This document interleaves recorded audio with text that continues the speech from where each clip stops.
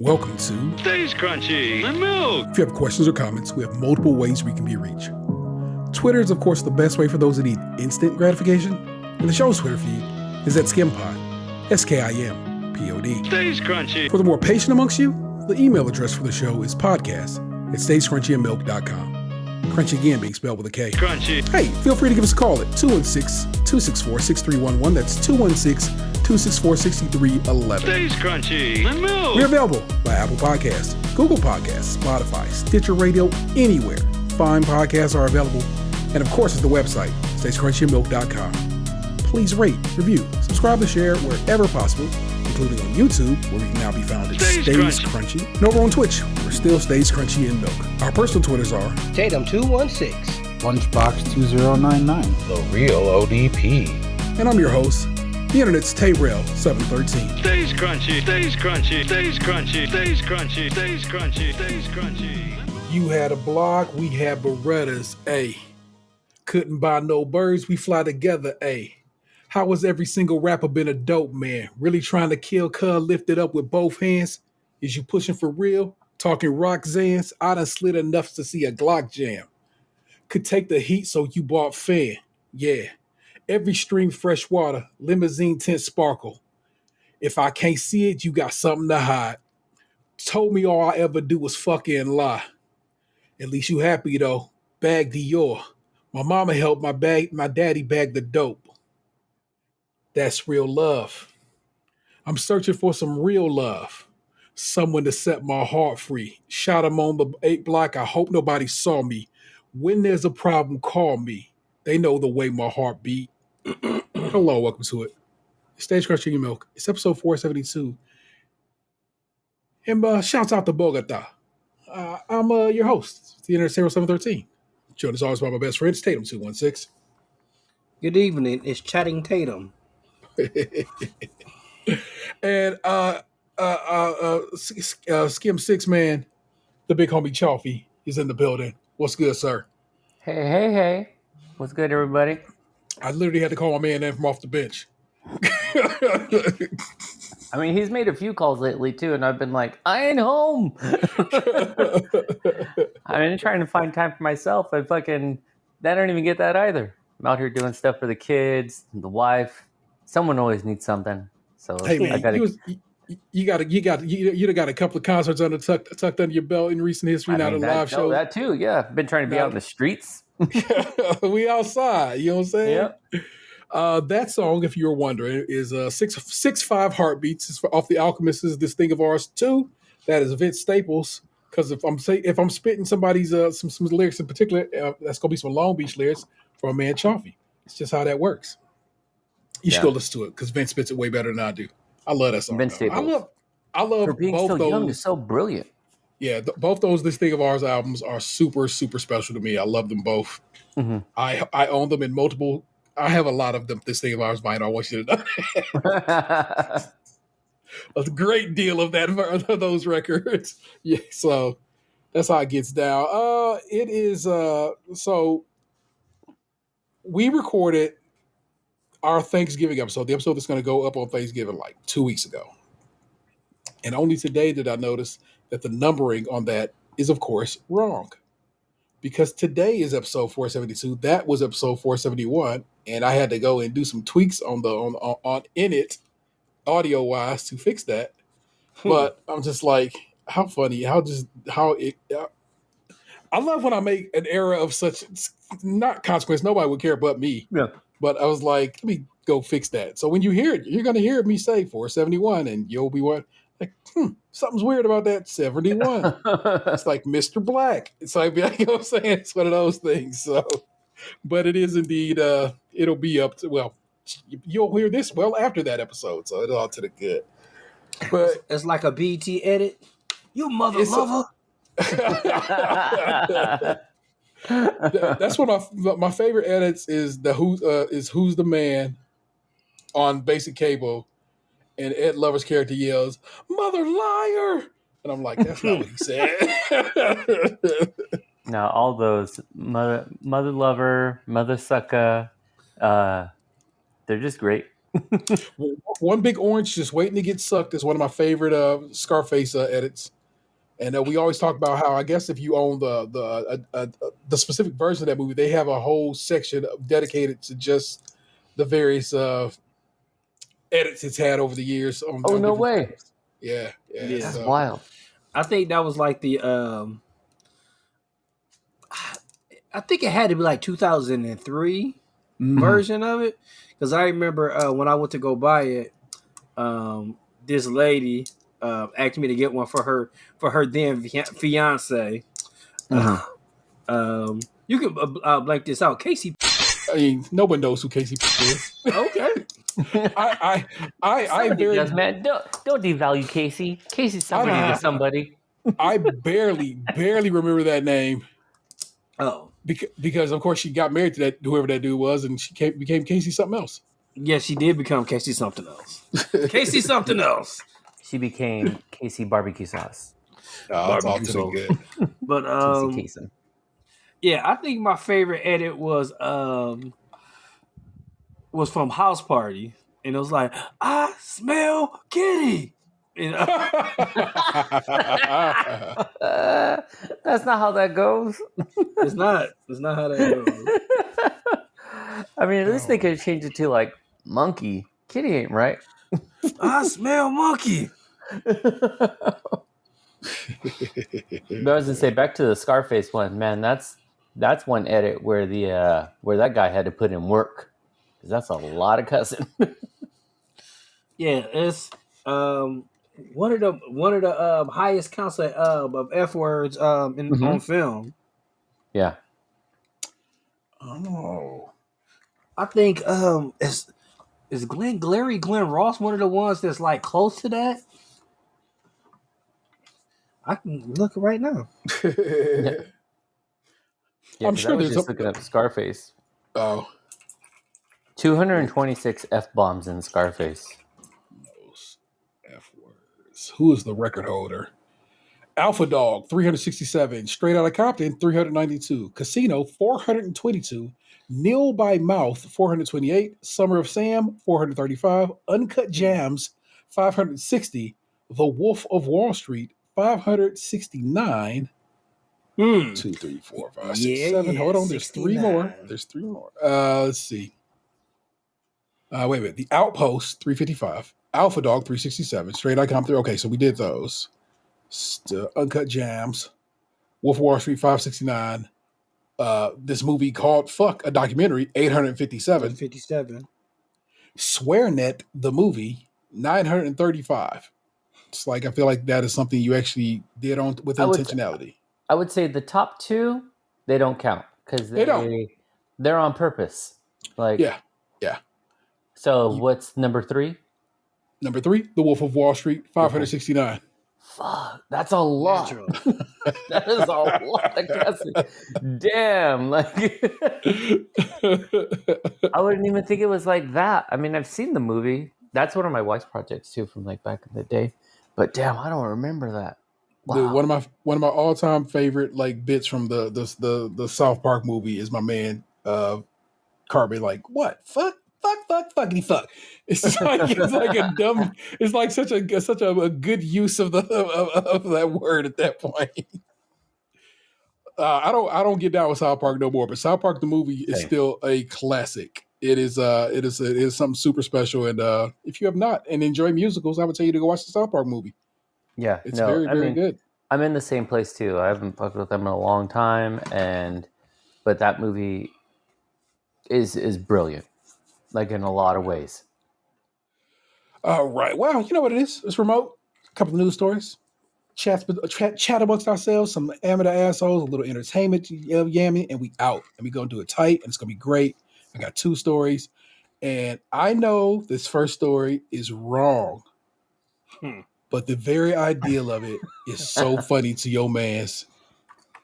Let us begin. This is from the good people of CBS News. MoneyWatch. Kate Gibson is on the byline.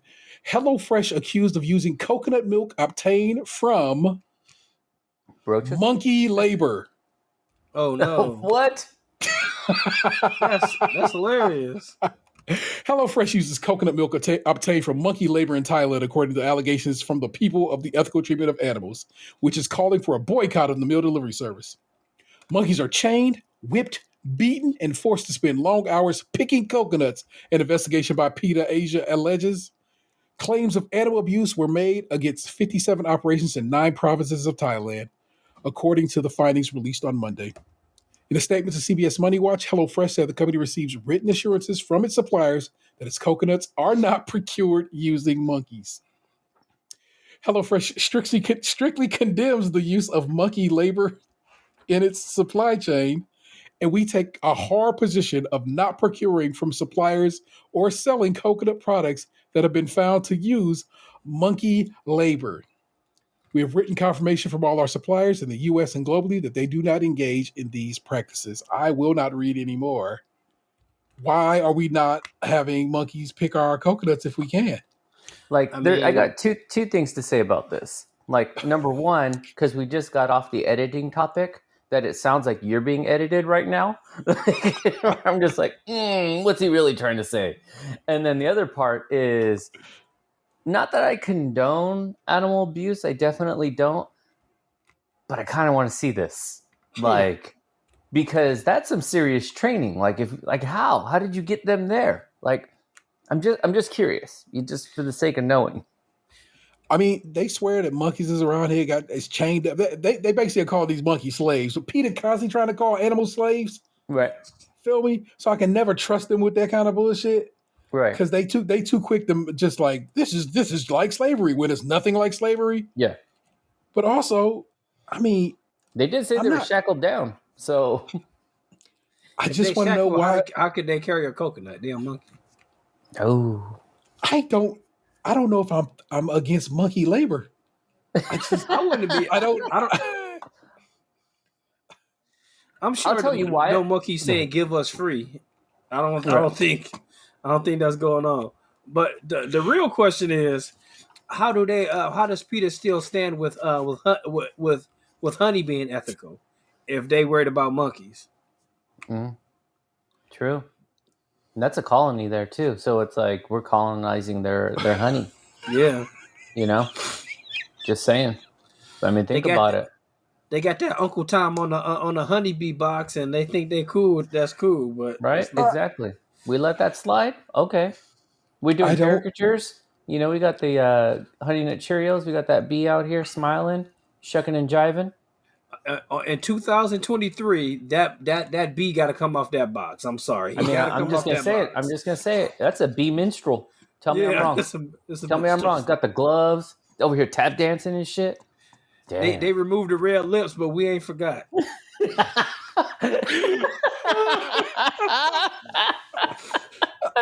Oh no!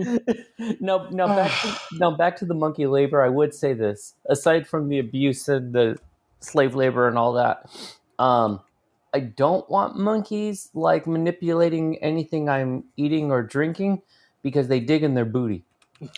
So here's the deal. And you know they're not wearing gloves. You know they're not. Not like that bee. Right. Not like that bee. Racist. Look. They gotta pick the coconuts, and you know the deal. Coconuts got to get. It's a hell of a husk around a coconut. Mm-hmm. You got to get. Yeah. I don't think if this is considered accurate, the monkeys are simply picking the coconuts. The rest of the work still has to be done by hopefully cleaner hands. Mm-hmm. Also, even still, coconut is then still contained in its normal shell. So if you're just getting a coconut, like fresh coconut, you ain't gonna be eating none of nothing that could have been. They're just part of the harvesting, not the processing. Yes. Okay, but I'm still gonna stick to my same thing though, because they dig in their booty, then they grab the coconut.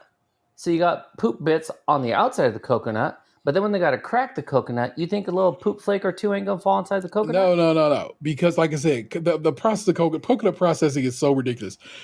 There's a big old, you've never seen, not that you've never seen, but most people have not seen what coconut is going through to begin with. Coconut has this huge... Right, we haven't talked about the coconut struggle. We don't know what it's going through.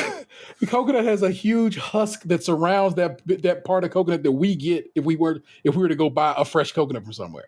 It's a huge, like hairy. Hairy is the wrong turn of It's phrase. not even hairy when it's big and green, like the size of a Yeah, it's when you crack it like a open, then cannon. it's fibrous. Yeah, Yeah. fibrous. Thank you. It's got like hay in it, damn near. Yeah. And so I figure between there and there, I don't know. I think I'm pro monkey labor. I'm gonna tell you that shit right now. I think I'm okay with monkeys, assuming the monkeys are treated well and are fed right and are not, being treated in a manner that whatever. But then, you're gonna be good with years down the monkeys line, monkeys will gain sentience, hear my words, and be like that motherfucker right there. And I'll be wrong, our monkey overlords. I'm sorry, but for right now, I feel like it's better than child labor. Yeah. But you know what? When these monkeys rise up, they're going to hear this audio clip and then play it back at you when they got you locked down. You say this? Did you say this? And you're going to be like, I kind of did. I hope I'm adding enough context to it, my monkey homies, that you won't take too much offense to me thinking if you're well fed and well taken care of and doing me a solid of getting me down some coconuts, then I think it's a tete-a-tete kind of vibe, you know? I think Dr. Zayas would understand. Dr. Zayas. I mean, how much coconut do you actually eat to feel like you satisfied with monkey labor? It's like my coconut consumption is so small that my monkey footprint is not bothersome at all. I want y'all to know, I am dead ass serious. Y'all have given me at least 4 show titles in this very little segment of the show. Monkey footprint. Pretty bueno, sir. I gotta give it up to you, man. Monkey carbon footprint. Man. But it's but you see, I feel like almond joy every once in a while. Well, I was just about to say, I have a full jar in my office that is always full because people keep bringing them to my office. So it's like, I feel like I'm contributing. Like, it's coconut milk in my fridge right now, my guy. But you just said they bring it to your office. So if I didn't consume, they wouldn't bring. I need to break the supply chain. There's no ethical consumption under capitalism. This shit is a dirty fucking job at all ends of it. Worry not. Eat your damn cookies. Candy bars.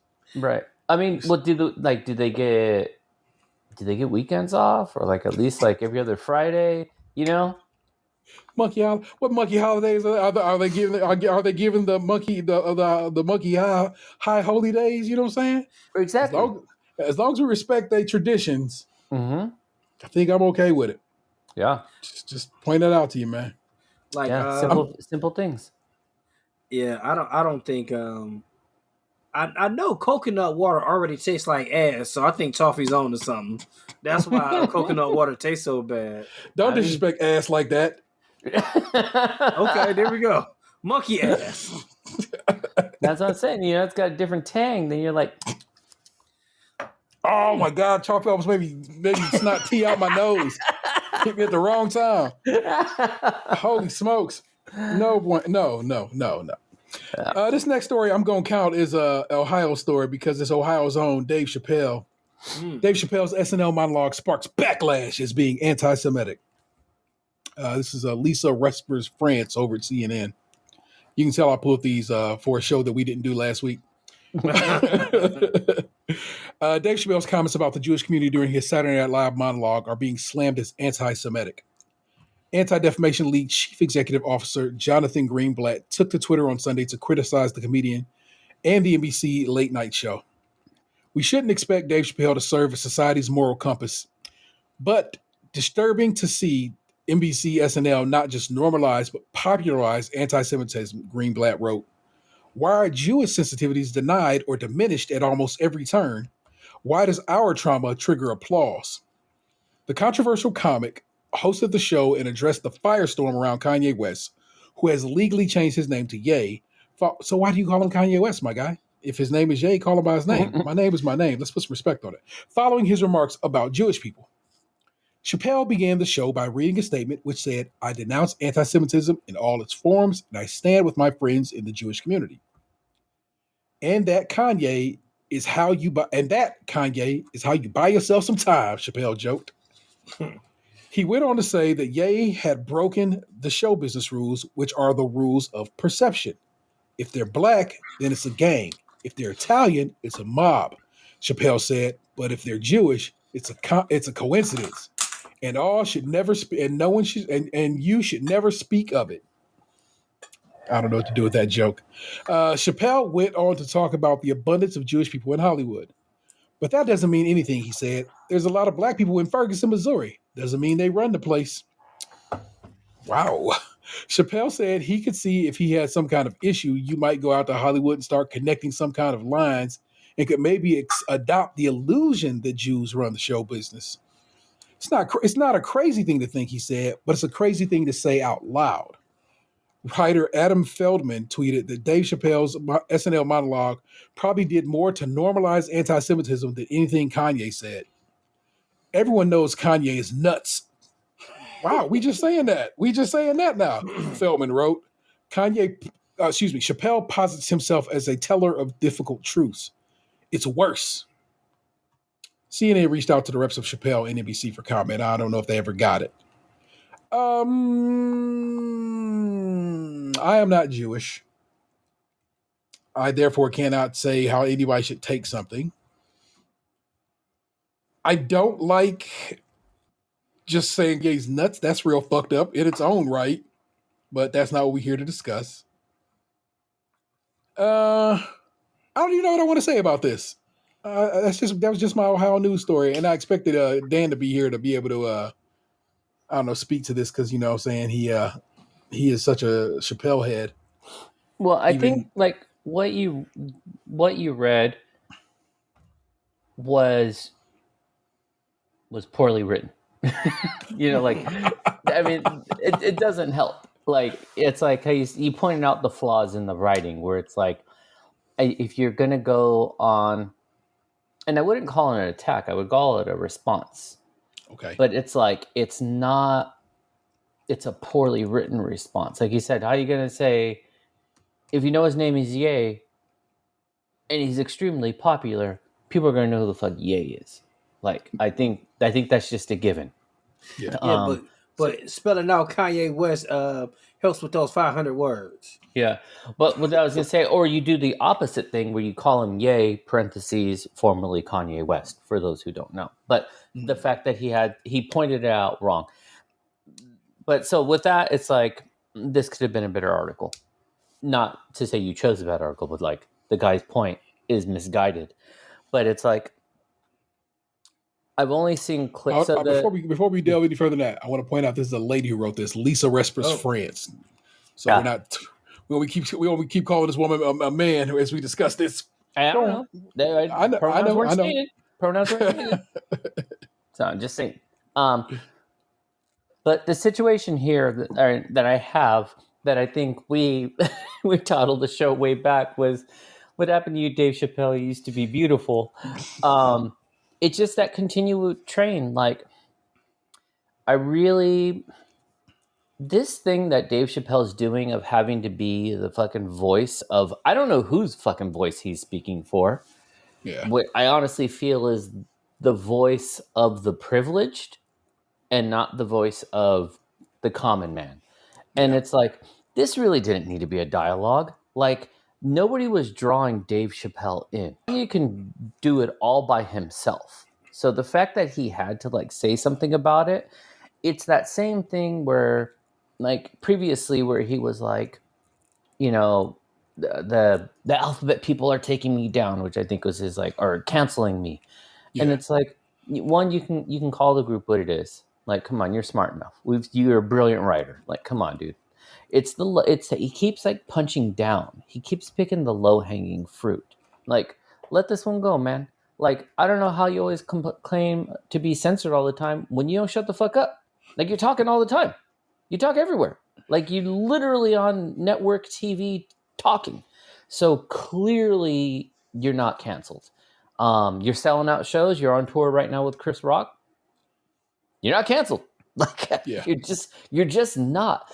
I think the perspective is so off base that it's like he like many people, once they hit a certain level and are surrounded by, in my opinion, by enough people to promote your perspective, like can't accept that people aren't going to agree. But it's like, if you're going to say something, expect a response. You're going to have people who are going to align with you, and you're going to have people who will be like, that's fucking ridiculous. And you just keep moving, you know? But it's like, I don't know what happened that now he has this like such a thin skin on things where it's like, I thought that was the opposite of a comedian, was to have a little bit of a thicker skin because you can throw it back, you can develop things. And now, like I said, he just is like, this was so off base. I didn't get it. I didn't understand it. I thought it was just when he was like, oh, you know, I'm not being anti-Semitic, but when they do something, then it's like, why the fuck are you pointing fingers? No one said anything about you. Like, why are you doing this? You know? Yeah. So it wasn't a good example of pointing out hypocrisy. It just wasn't. And it was like, again, like I said, nobody's going after him. How the fuck are you saying anything? Now you want this to be your problem so that now you have some heat and now you can say, look what they're doing to me, just like you did with the LGBTQIA community. Like, you're just looking for some heat so that you can keep selling shit and people will go to your shows and then wonder what's the crazy thing you're going to do again. And that's also why that fool ran up on your stage with a gun. Fuck around. It's going to get you. Oof. Man. I'm taking it back. I'm not taking it back. I don't know if what he said again, but I'm not Jewish. I can't speak and say, yes, I don't think it was anti-Semitic. If somebody Jewish thinks it's anti-Semitic, It very well could be. Yeah. But that's where it was like such a fine line, though. Because he's like, I'm not saying it. See it how you will. It's like, yeah. I mean, that's what racist people say. Yeah, yeah. And then they like, I'm not racist, so Because he'll say, I have Jewish friends. No, that's not how this works. oh shit. But that was your two news stories this week. Like I said, I'm not gonna give you more than that. I will, of course, now hand the reins of the show over to one F. Bro, what's the good word? A lot's going on. Man, every night, Thanksgiving is tomorrow. Little inside baseball there. Man, every year, like I do a hell of a lot of prepping for Thanksgiving. Like, I've been last night was macaroni and cheese night and cutting potatoes night. The night before that was yams and dressing night. 3 days before that was brine and turkey night. But tomorrow's just going to be just a lot of cooking, but not a lot of prepping. So Yeah, that's good. But I was thinking the other day,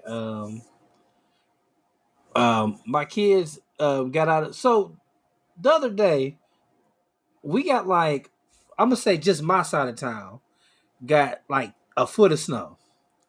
Unfortunately, when I went to the west side, there was no snow over there at all. That was wild. So along with that, you know, that whole foot of snow, I the day after, which was almost 50 degrees, we stayed outside and I was starting making a snowman. And I made the snowman. My kids wouldn't let me be great. They kept on hitting me with snowballs. So I end up hitting my son, my youngest son in the back with a snowball, and he cried. And I was like, man, that's my first time hitting you, and it didn't hurt. He was like, ah. His pride was just hurt. I understood, but you know, suckers got to know. Yep. Mm-hmm. So, but he's got to learn head on swivel. Well, it's kind of hard to have periphery when you got your hood on. Hey, you gotta learn. But one thought that popped in my head is like, man, I remember making snow, like snowmen as a kid, and like just on snow days that we didn't go to school, or just like being outside on the weekend, just like doing all sorts of stuff. Then the strangest thought popped in my head, like, when did I ever go to the bathroom when I was little outside? Like if we went in, you're not going in and out of the house. And I've never been the type of person, period, that wanted to pee outside or poop outside. I've never pooped outside my whole life. I can honestly say that without bragging. I mean, Without bragging. I probably peed outside once, but that was in the generation of I've had sanitizer close by. So The least flexy flex ever. I ain't never shit outside, y'all. yeah, Right. So I was just thinking, like I don't know, because I have close friends that like I could have used the bathroom in their house. I never did. Like my one friend, his dad was Superman. I know I ain't never gone to this house and peed before. And then like everybody other house was like their mother wasn't home, so we weren't going in their house. But then my partner, she pointed something out. She was like, "Man, we were just all dehydrated and not eating food. We didn't have water bottles are a big thing now. Yeah. But like 30 years ago or whatever, like in the 90s, a lot of people went walking around with no water bottles or we were not. a canteen. We were certainly not hydrated, and yeah, I got to say, I can't say I haven't pooped outside because I certainly have, but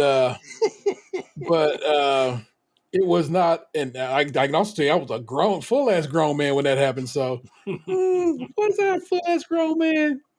I'm gonna say, Was it a camping situation? No, my nigga. Damn. It was an emergency situation. Oh, you were like fucking bridesmaids. This is like in the street. This is happening. I would like to think of it as old enough to know better, young enough to not give a fuck. It was about 19 or 20. So you're right. That is an accurate age call for that one. But I can say I've only done it once. I feel good. I feel okay about that. I kind of feel like any kind of cold red situation, you should just get a pass automatically. Like, yeah, it wasn't you. I mean, because I'm sure we've all had the moment where you're like, I'm gonna shit in the car, or I'm gonna piss my pants in the car. Like, okay, am I committing or am I trying to hold? Like, what's gonna happen today? Usually you loosen up the seatbelt, push that one leg down real far, and keep on going. Yep. You might have to unbutton the pants a little, something. You like it's almost like a pregame before you run in the house. You're just like, okay, I'm gonna get ready. But yeah, the water thing though, like there was some TikTok I saw a while back that was like, did water not exist before like 2000? Because we didn't have our comfort canteens. Like it wasn't like we weren't walking around with 60 ounces of water with us all the time. And the lady was like, I drink like artificial juice and just sodas like all the time. She's like, where was the water? She's like, I didn't have water bottles. And I was like, straight up, like, I remember when I was like more of an adult or like, young adult when people started having water bottles. And I was like, oh, that's kind of crazy. Like people just out here. This was out in the streets drinking water. Yeah, like I remember like every once in a while like drinking out of somebody's hose or something like that. Yeah, like having some hose water. That's for sure. Which so is hot. Fucking delicious. I wish there were bottled hose water because this is not water from like a HOE. This is HOSE. Yeah, it definitely has a very distinct taste. Like, oh, this is a new hose. I can taste this. Oh, because you're getting all the minerals. Yeah.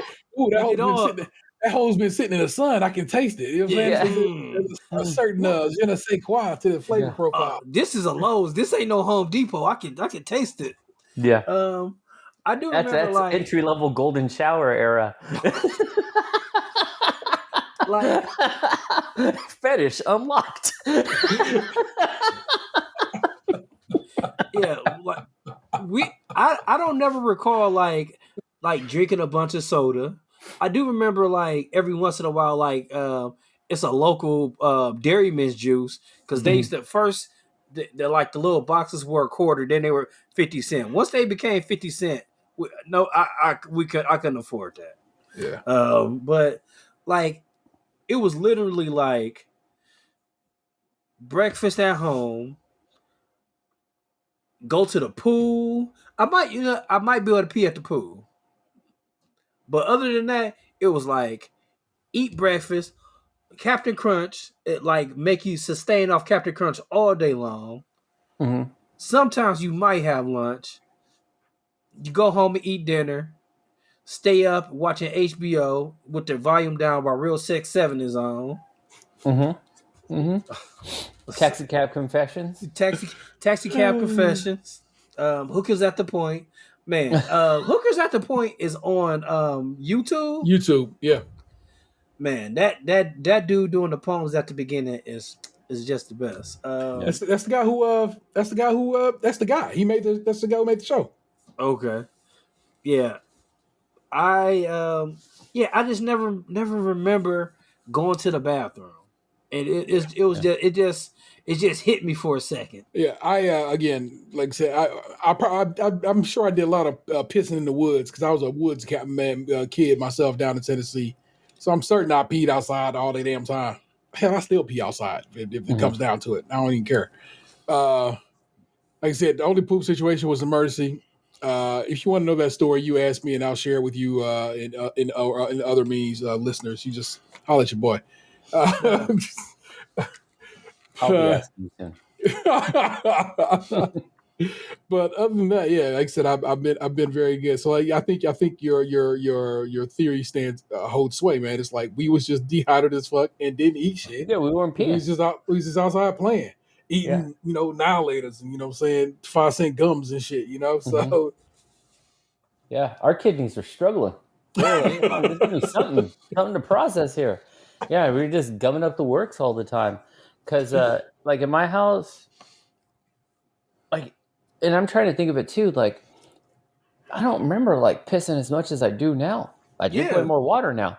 But, like, I remember, like, being able to be out, like, a full fucking day and not, like, stopping, Yeah. And all somewhere day in long. between getting a fucking, like, big gulp or, like, a Slurpee, And then in my house, yeah, we weren't, like, a big soda house, but it was Kool-Aid done the right way, 24/7. And if you don't know what the right way is, it is without measurements. It is almost a two taste, Yeah.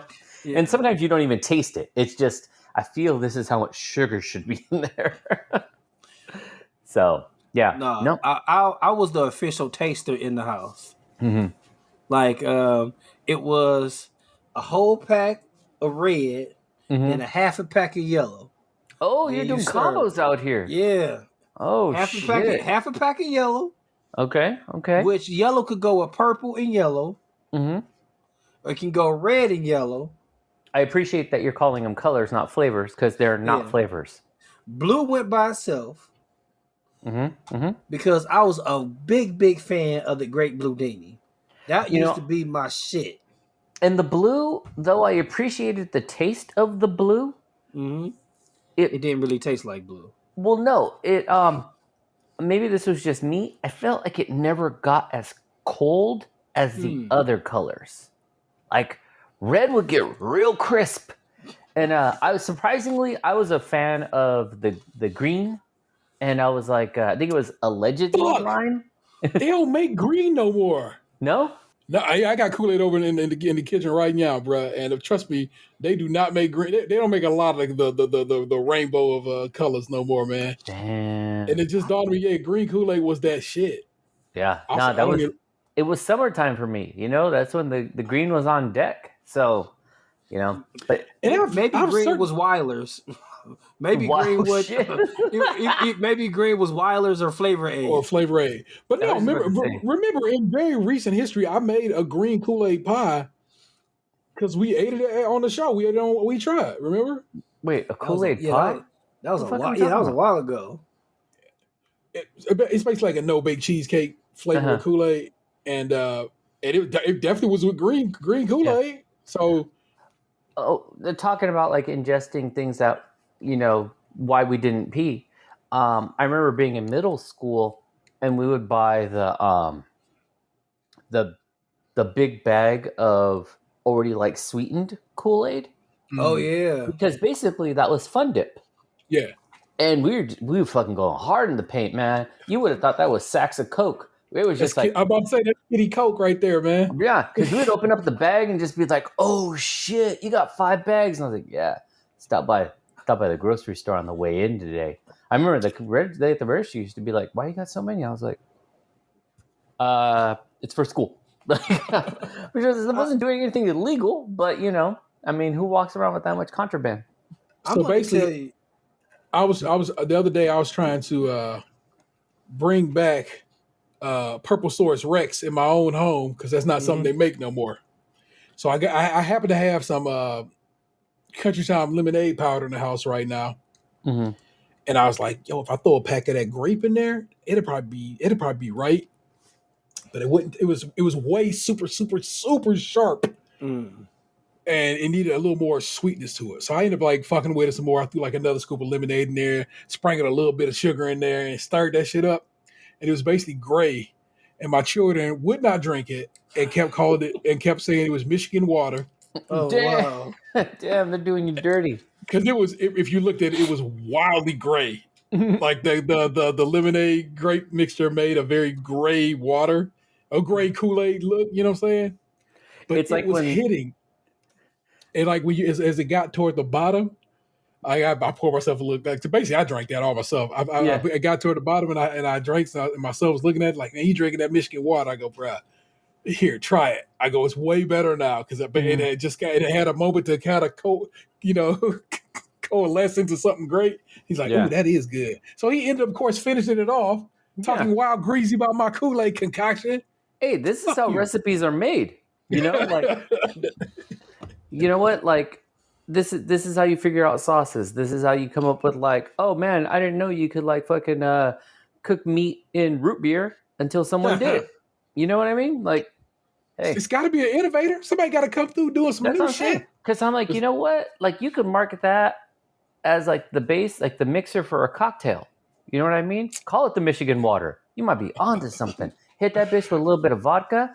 Hey, you want it for the Latinos? Get some mezcal on that bitch. Man, I'll drink it. I want that. Put some tahini on the rim. Get the fuck out. No, okay. We're gonna talk about tahini. I might as well put you on the game right now. Tahini, just a sprinkle of tahini on a boiled egg, change your fucking life. Sprinkle tahini on anything. Put that shit on my own nuts. I'll eat them. Like, so good. You know what I love to put on a half a nice boiled egg? Some plain ass Mrs. Dash. Not none of the other stuff, but just you know what? Mrs. I don't think Dash. I've ever had any Mrs. Dash in my life. Oh man, Mrs. Dash is not good, but it's all right. Oddly enough, Mrs. Dash with a little bit of salt is the hit. According to when I was growing up, and I might just have to buy some Mrs. Dash now that I got adult money. But that was like, why would I need, according to my mom, why would I need Mrs. Dash when I already have all these seasonings at home? Like, she didn't need them pre-mixed. She already got her shit. But Mrs. Dash was like, because this is the thing. Mrs. Dash is very ritzy. It ain't nothing that I would say a person of color household would really need, because when you taste it, it's like orange peel, lemon peel, parsley. It's where all got shit in these it. things? Yeah, I do like the taste of citrus, but I don't need no fucking celery and citrus mixed together. I just don't need it. Now, since we're on the seasoning talk, what's the room's stance on Lawry's seasoning? I used to love it on popcorn, but that's as far as I went with it. Like, nah, man. Lee had to make something for like the cooking class last year, and it was John Legend's chicken tenders recipe is what he ended up choosing. And John Legend in that recipe asked for Lowry's, and so I had a big old thing of Lowry's in this house that I put on everything because it's full of MSG, and it umami the fuck out of everything. It's so good. I wish I had some in the house to season this damn turkey tomorrow. but I would just I'll have to make do without. So I have two different kinds of Tony Chachere's. I got the salt free and the regular Tony Chachere's. So it just seems like to me it's just a little bit too salty for me. And when I seen that salt free, I was just like, it's so perfect because you can control your salt content and still have all the different flavors of it. okay. All right.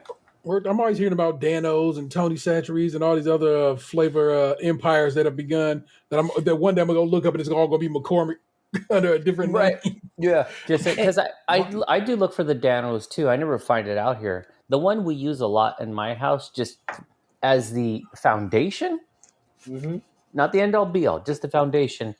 I think it's called Kinders or Kinders, and it's the buttery steakhouse like salt seasoning. Man, I got one about this fucking big. That shit is delicious. It don't even fit in there. It don't even fit. You got the Costco I gotta force one it too. in there. Like, it goes like wedged at an angle. Like that's the only way. We use the shit out of that one, but yeah, it's a good base. It does have a butteriness to it, and then you hit it with like the other stuff on top. I fucking love it. Yeah, the Kinders make a lot of good stuff. Like they do. Their barbecue sauce is really, really good. Yeah, like it's not too sweet. Like I'm not a saucy dude. Mm-hmm. I don't like ketchup. I like certain ranches, but that barbecue sauce is definitely like one. I'm like, okay, I'll when I see it, I'll buy 2 bottles of it. Yeah. But T's got me fucked up because now I want to look at these labels just to see if it is McCormick's or not. All of a sudden, they're like, surprise! It's constantly things I find out about. I'll be just like copy shit and it turns out it's just owned by somebody else. You know what I'm saying? I don't know. I trip off that shit. Like I am not fully out of these Twitter streets yet because I still I go up for Twitter, but I made a Hive account and have been started using that. And I like it. I like what Hive's doing. It doesn't run very well right now, but it also has an influx of about 2 million people, 2 million new users. So it's like I get that. I kind of understand that. But right now, I've been trying to read up on it, like who actually owns this, and so far it seems to be it's only a couple people who own this shit, and it's just it's a couple of youngsters who are trying to just do some design work in the background, and all of a sudden they dn't know that Twitter was going to go straight to hell. Mm-hmm.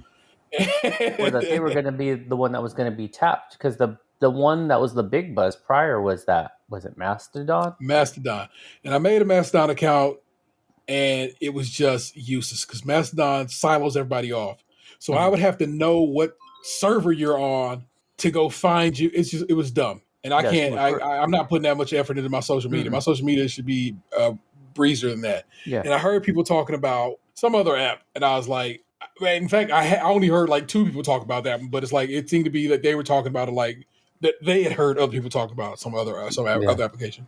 But like I said, I woke the other day and a follower hit us up in the group. It was like, looked like everybody doing Hive, and I'm like, all right, I will look into it, and then like I follow a lot of people in the gaming Twitter space. You know what I'm saying? The gaming space who are on Twitter, and they, like.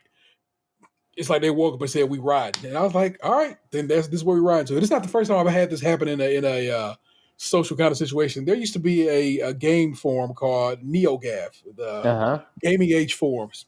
And at some point, the owner of NeoGAF, along with a lot of users of NeoGAF, just took a horrifically hard turn to the right. And like, it was like maybe 2 weeks later, people was like, okay, we made a new forum. It's called Reset Era. And that's where we all going to be at. And we literally just all packed up, moved over there and never looked back. And I feel like Hive is in that kind of vein right now. It's like, all right, well, fuck this place. You go here letting Trump be free, letting right wing shit and Nazi shit just ride unabated. I can't get down with that. And so I'm not. Hive ain't ready for me to say, okay, fully this is my social network of choice. But I'm like, it is good. It looks good. For what it is, it works really well. Doesn't really have any kind of funky character limit. The pictures look real. I've seen a lot of pictures and video on there. I'm like, it's a real clean look to it. What are what they doing different on their back end that has stuff looking that way? So Yeah, I think it's a application that has a lot of potential. I think just needs to, in a sense, like find its lane. yeah, Because it's doing a few, like a lot of a little bit. If you can figure out the one like main piece, because like you have the one feed that's just like based on your interests, and it's like trying to figure out how to navigate. It's still cumbersome, but over time, it'll filter itself out. Twitter itself initially, when in its early days, was what I'm saying, you regularly got the fail whale when Twitter's service was just getting hit way too hard. So I remember those times. It's kind of neat to be back in a similar situation all these years later. I do miss the fail whale, man. That was always exciting. Yeah. So and then people are pointing out like, oh, bruh, like some of the people that are staying at Twitter aren't staying at Twitter because they want to stay at Twitter. They're staying at Twitter because they are like H-1 visa employees who would have to go home within 60 days without having somebody sponsor their visa. So it's like, it's not that you got people who are so rah-rah to stay at Twitter. It's like they can't do shit about it. Yeah. And I'm like, that sucks for those people. So I'm digging Hive. The Hive Social, everybody seems to think its Android app is a bit lacking and seems to crash. It seems to crash a lot right now, but they seem to be on it.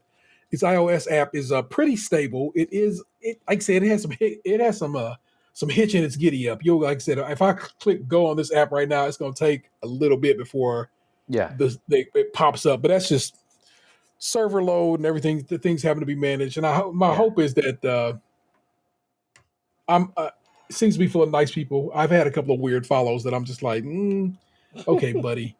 Like here, I will click on this guy. This person there. This is Coin Marking, but his name is what is it? Kryto 44. That's a weird follow. Talking about what am I doing? What are you doing strategy wise with this market? Like, I'm not gonna follow you back, buddy. Yeah. Well, that kind of sounds like the old Twitter days too. Of like, want to gain followers. And so that's another thing. So what it is because I basically I went through. I looked at my man Tamor Hussein of Giant Bomb. Is like, hey, who'd you follow? Because you're a good dude, and if you follow good people over here, I trust as much. So I follow good people, and then I found people I already follow on Twitter, and they had moved over. I'm like, oh, cool, good. I can just follow you guys over here. And so what it's ended up being, because it's in the early days of this, it's a lot of people who didn't follow me on Twitter now follow me on Hive, but it means that there are lightweight, some, people with some fame following me now. And so then people go see who they following. Just like I went and saw who Tamor was following. People are seeing, okay, who's Ashley following? Well, she's following this dude. He must be somebody. So it's funny. It's funny to me how that has worked itself out in that regard. So get in on the ground floor, y'all. I've been telling my friends to get on it. And it's just called Hive. No, it's called if you look it up at the I'll show you what the logo looks like. Here, it's yellow yellow and white. Yeah, I'm gonna actually just quickly share my screen, which is you can kind of see what it looks like. Yes, Hive Social. Yep. And if nothing else, go over there and lock your username down. If you have a particular username that you like to use places, just go over there and lock it down. Like I said, now I'm locked. I got my name on. I do have my name on Mastodon, though I am never going back to Mastodon. And and like I said, this is like I said, it's a nice experience. But I think you'll be reminded of Tumblr in how it looks. That makes sense. Not safe for work content is in the clear. They're not banned or anything like that there, but you do need to toggle it on. So if you want to be able to see it, then you got to go in your settings and be like, I'm cool with seeing titties.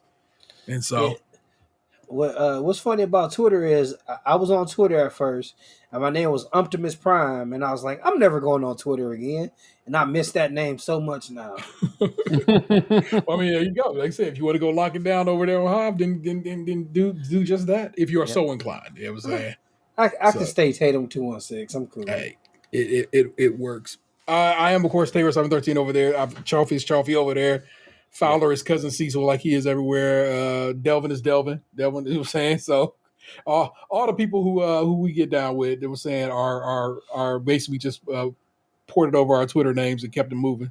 Well, no, because Chalfie's Twitter name is different, but still. That's because there's been someone camping on Chalfie since like day one, and they have like one tweet, and I'm like, come on, man, like, give this up. Well, I'm glad you locked it down. I saw today that somebody took Justine's name over there. Oh damn! So she had to put a 5 where the S is, and I'm like, damn, who the hell? Why would you do that, bro? Don't be that person. Don't. Yeah. Come on, man. We trying to be cool over here. That's the point. This whole operation is supposed to be trying to be chill. You over here fucking up already. I know. Come on, don't be rude. But Chaffee, man, what's been popping with you, bruv? Let's see what's been going on my end. Yeah, just to kind of enjoying this week off. It's been kind of nice. I mean, yeah, it's been a hectic school year. So like right now, just being able to like chill and really like, we were supposed to be in Yosemite, and so we were going to do like an early like split this break into 2, and so the first half we would be out there. We were gonna rent bikes and go through some trails like down through the valley, and it was like paved trails and shit like that. So I was like, all right, cool. But then, like, as we were, we already had it paid and everything, we were ready to rock and roll. And then, just like late last week, my wife was like, they're not going to do the bike rentals after all for whatever reason. And then some of the restaurants were going to start closing, and basically we were going to drive like 5 hours to sit in the hotel room. So we're like, fuck it, let's just cancel the trip and then maybe do it like in the spring when the weather's better. But for me, I was like more hyped to do it now because I don't want to see animals. Like, I don't want to fucking get eaten by a bear. Like, my wife would send me videos where she's like, look at these trails. They're super simple to ride. It's going to be great. I'm like, okay, cool. But then I'd watch it, and it's always some fucking young white girl, and she's like, the bike ride was so beautiful. And I saw 2 black bears on the side, and there was one black bear like blocking the pathway, so we rode around it. And I was like, bitch, what? No. If I see a bear, like, I'm the other way. Like, man, I'm not trying to put myself closer to danger. Correct. So now knowing in the spring these bitches are gonna start waking up being hungry as fuck, I'm like, no. So we'll see what happens. But so in the end, it's kind of like now we have been chilling around the house, and then kind of the bigger piece was just like lately, now that the kids are a little bit bigger, and my daughter's actually like out of the house all the time. She's either spending the night at someone's house, having a play date at someone's house, and my son has been getting out more like skating and stuff with his friends. Then we're like, oh shit, we got like 4 to 8 hours. We could do whatever the fuck we want. So we've actually been like getting out, like having more lunches, having cocktails, day drinking. Shit's been great, So it's kind of nice to then, and especially like Long Beach is a city it's a city. It's a huge fucking city. Yeah. And so there's a lot to do, and there's so much that like we haven't explored. So like, for example, this was fucking Sunday. Yeah, just this past Sunday. Everyone was out of the house, so we went to like a quote unquote speakeasy tiki bar, and so we were there for a while and just had a bunch of drinks there, and then we left that place, went across the street, had some drinks at another place, and had dinner. Then went down to another bar, and then had some like delicious grasshoppers that just tasted like fucking Andy's mint, and I was like, these, I even told the bartender, I was like, these are the best grasshoppers I've ever had. And even though they tasted like the candy, it was not like too much. You know what I mean? Like, it still was like really like dialed in, where we probably had a couple of them and it wasn't like, oh God, now it's like too sugary or feel gross. It was like, nah, it was real clean. So we've creme de menthe, and what else goes in there? It's creme de menthe. and I actually pulled it up because I was like, I just want to make sure I know exactly what's in it. Yeah, and the creme de cacao. So yeah, mint and chocolate. So that's why it tastes like Andes. But and then yeah, it had like the mint on top. It was so good. But and it was just balanced, and that's where I did compliment the bartender too, because drinks like that, like the after dinner cocktails, you can really fuck them up because you go way too hard on like the sweets or way too light on it, and now it's just all like alcohol to the face type of thing. So it was good. So we've just been doing a lot of like hanging out and stuff like that, and then let's see what else. Our Thanksgivings are the opposite of ants. Like ours are real low key, like big time. We buy the fucking the turkey like roulade from Trader Joe's, where it's like then we don't got a gang of turkey in our house. So it's just like the nice roll. I always get a lot of flack for this, but I love me some fucking stovetop. So I got my stovetop on deck, and then we just do the mashed potatoes and some veggies and like real simple, call it a night. So yeah, we don't go like too nuts with it. Just like that's just kind of how easy it is. So with that, and then weather has just been like it's cold by California standards. Like it's 45 at night, it's 68 in the day. We're freezing. So it's just like, all right, let's just kind of chill. So yeah, that's kind of been like me in a nutshell for the most part. And what I think one of the bigger highlights most recently was got tickets to Rolling Loud. I saw out here. So son of a so-and-so. Man, I'm telling you that those 3 days are stacked. That's a lot of good acts. So we're crossing our fingers. We're hoping it's going to happen. Chief Keef is on the slot. Let's see if he shows up. So that's going to be a big one. And then on the same day, we got Yachty. So I'm pretty stoked about that as well. But all in all, like all 3 days are like, I think are going to be a ton of fun. And it's not super far from the house. Like, honestly, it's like less than a 20-minute drive. So boom, boom. I can just be in, I can be out. We go do our thing. But it's like a Friday, Saturday, Sunday. So I'll probably do like a half day of work on Friday. And then we'll just show up a little bit later. And then I'll probably take like Monday out for work and just like chill. Cool. So that's been everything like on my end. Other than that, I'm sure we'll get into it later. I've been just kind of like digging into some games as well. Very good, very good. Yeah. If you didn't know, Chaffee's kid is a burgeoning rapper. Oh yeah, has a couple of tracks to be had out there. He just dropped one recently. Mm-hmm. Technically, is that his boy's track or is that his track? How was that? So okay, so the track is called "Hit a Sting."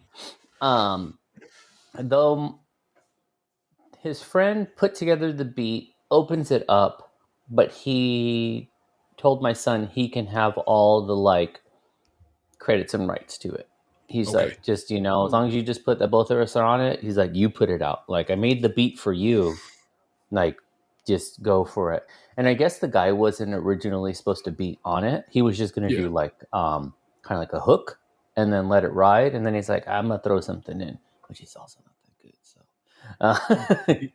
So I'll let you know he shouldn't have, because then Chaffee's kid come through and just it just really outshines him, and it's a delight to hear. You should really get down with that. Hit a Stain. It's on Apple Music, on Spotify. You can go listen to it. I will try to link it in the show notes appropriately. So get down with the get down. I'm telling you right now. I don't know Chaffee's child like that, but I'm proud of him.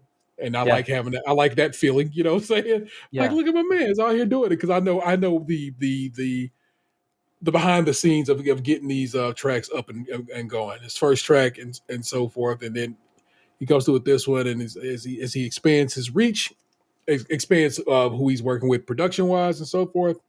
Yeah, it's fun to see what's happening here.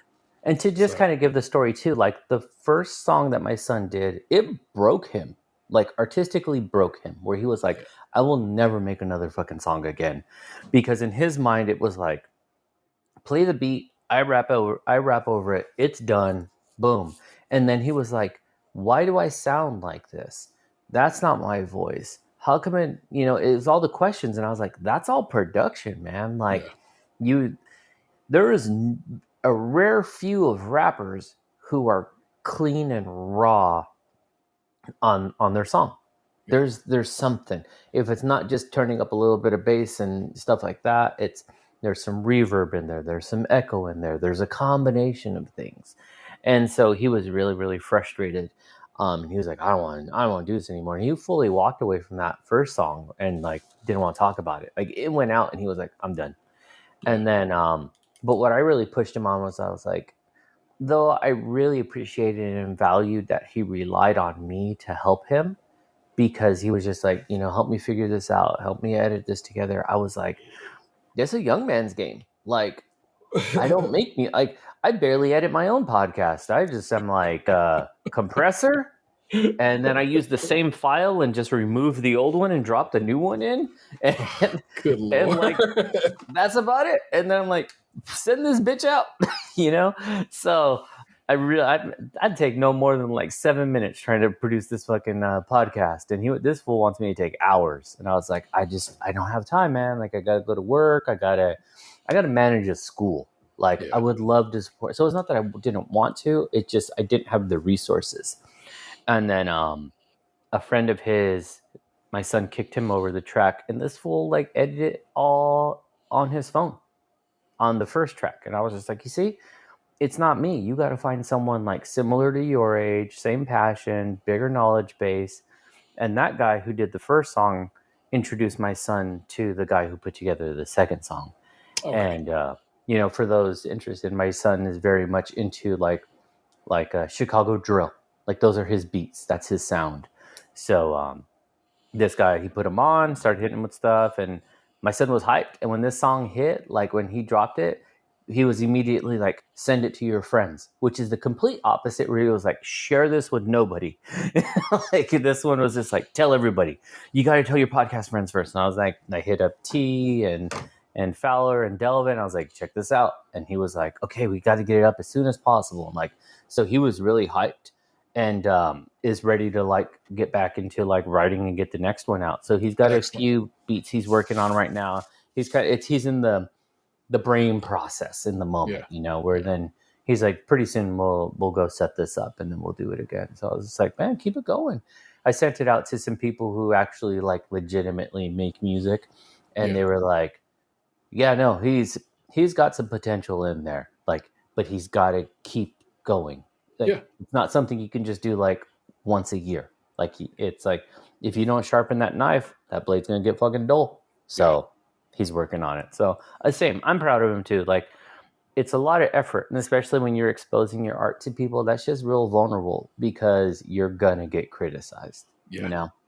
But he says the kids at school, like kids will come up to him and they're like, "Oh shit, I heard your song." Like they're hyped.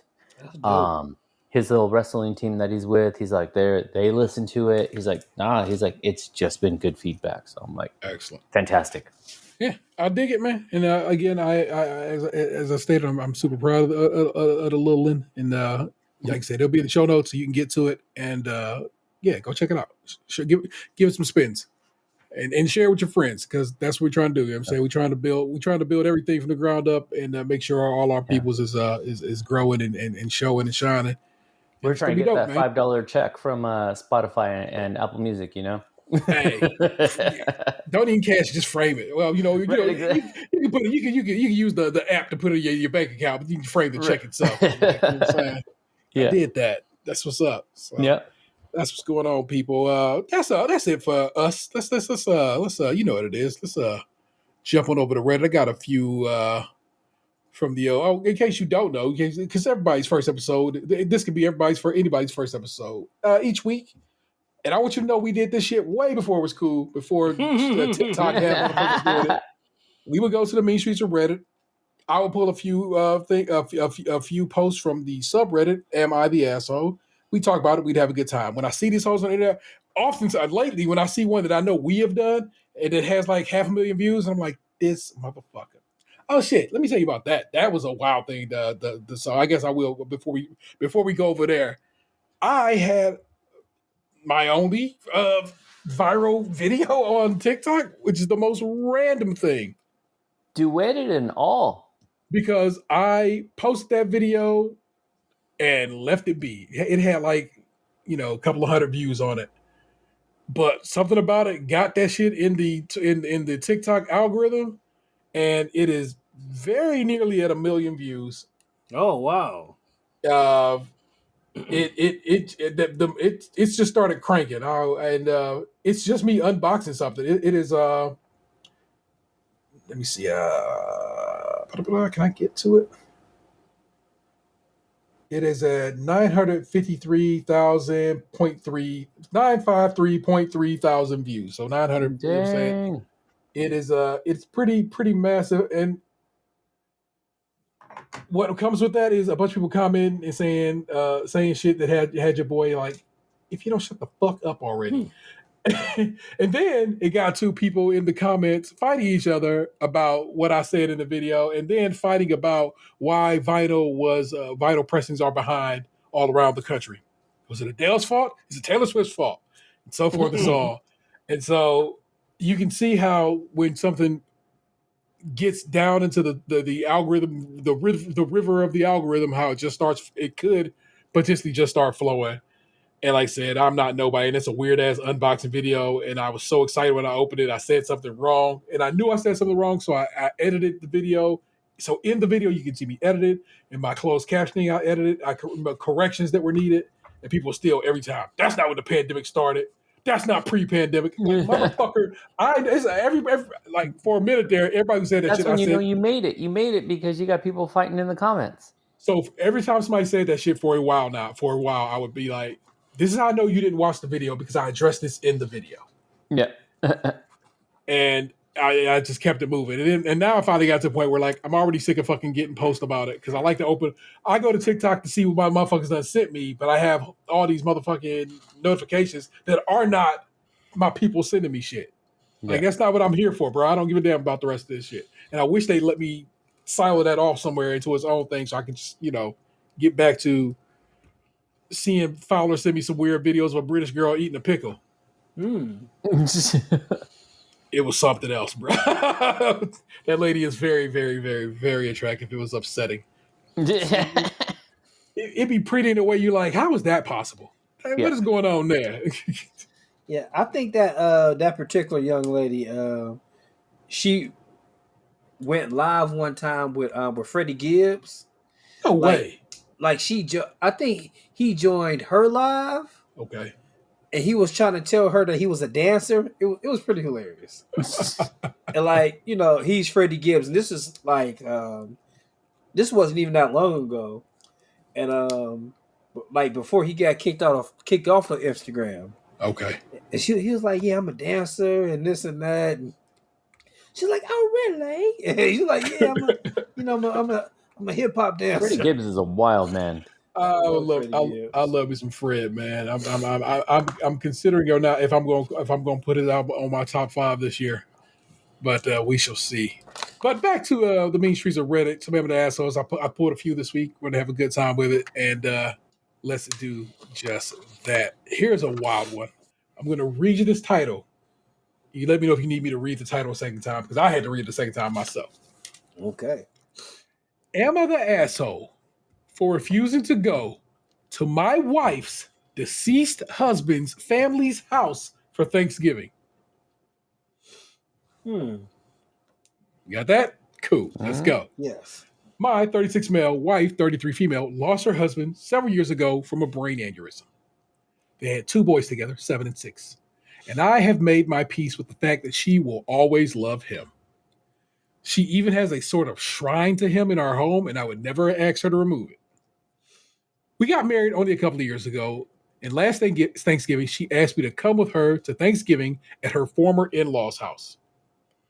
Apparently, she's gone to their house for Thanksgiving since her first husband died. I support this as it's a way for her to stay connected to her first husband's family, and also since it's a way for her 2 kids to maintain a relationship with their father's side of the family. So I went last year. It was a little uncomfortable, but her late husband's family treated me really well. They were very kind and welcoming to me. It wasn't a bad Thanksgiving, but it was really awkward, and I felt out of place. This year, my wife is trying to get me to go back, but I just want to have Thanksgiving with my own family. I've invited her along, but also told her that I understand if she doesn't want to go, but that we should be moving forward. But if she doesn't want to, fine. But that she shouldn't try to make me go to Thanksgiving at her late husband's family's home. She responded that we can have Christmas, Easter, the 4th of July, etc. with either her family or my family, but that she's pledged Thanksgiving to her late husband's family and that I should come with her as her husband to support her. I don't want to. I think it's weird and morbid. Am I the asshole?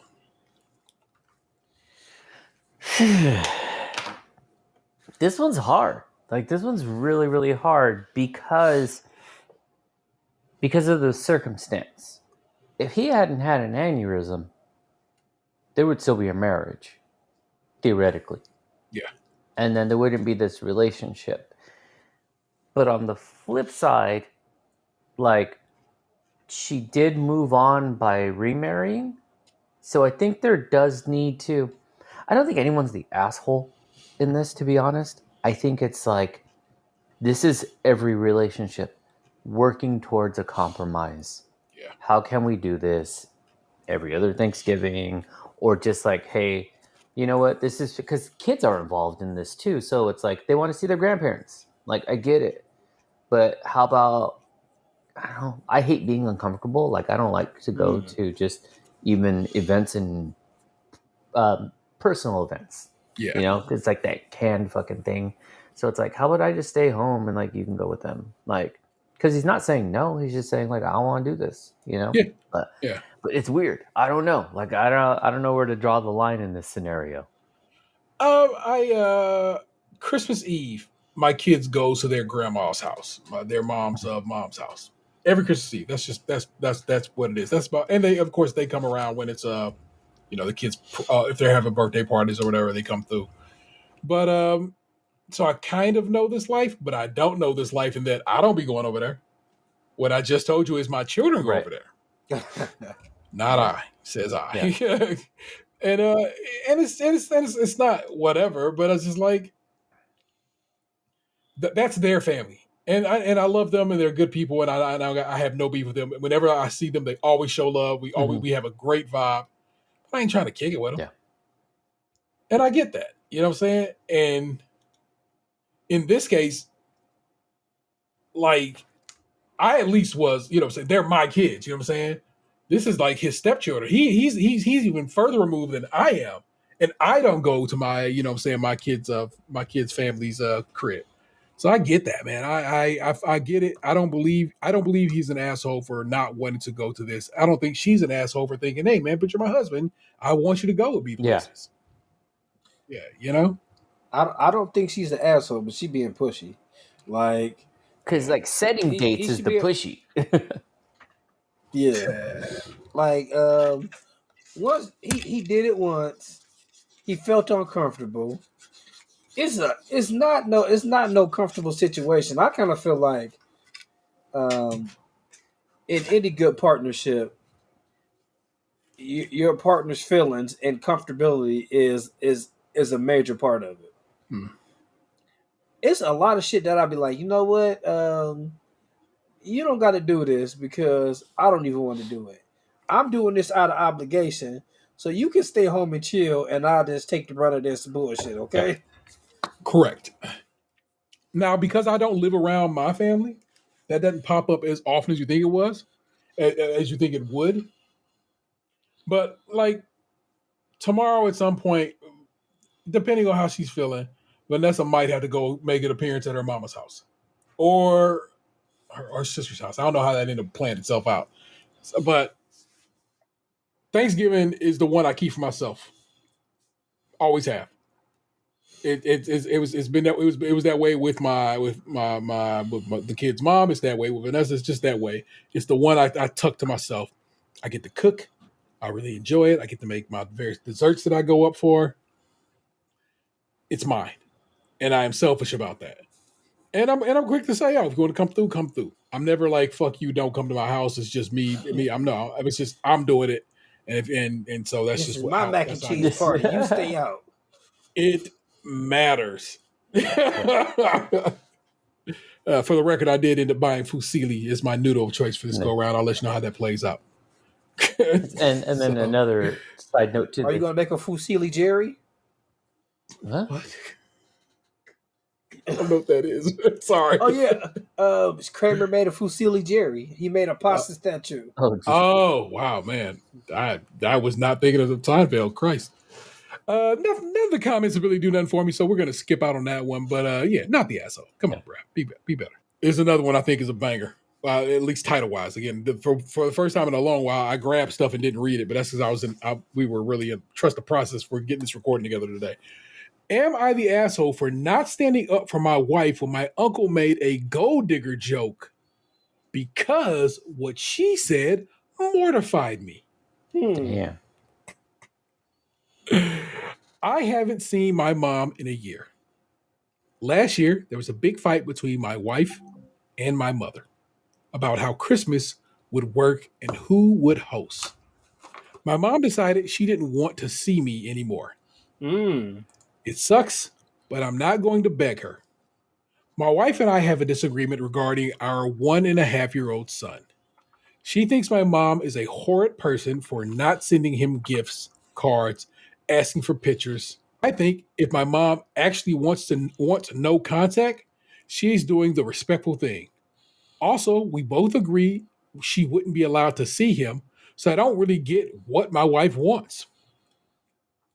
I asked her not to badmouth my mom to any of my family. I want to preserve the few relationships I have left, and it's honestly embarrassing. My grandparents gave my mom zero help with me because not their kid, not their problem. And that was with them being fairly close to my mom. So I can't imagine how they would react to hearing my wife's views on this. Recently, we ran to my uncle at my grandparents' house.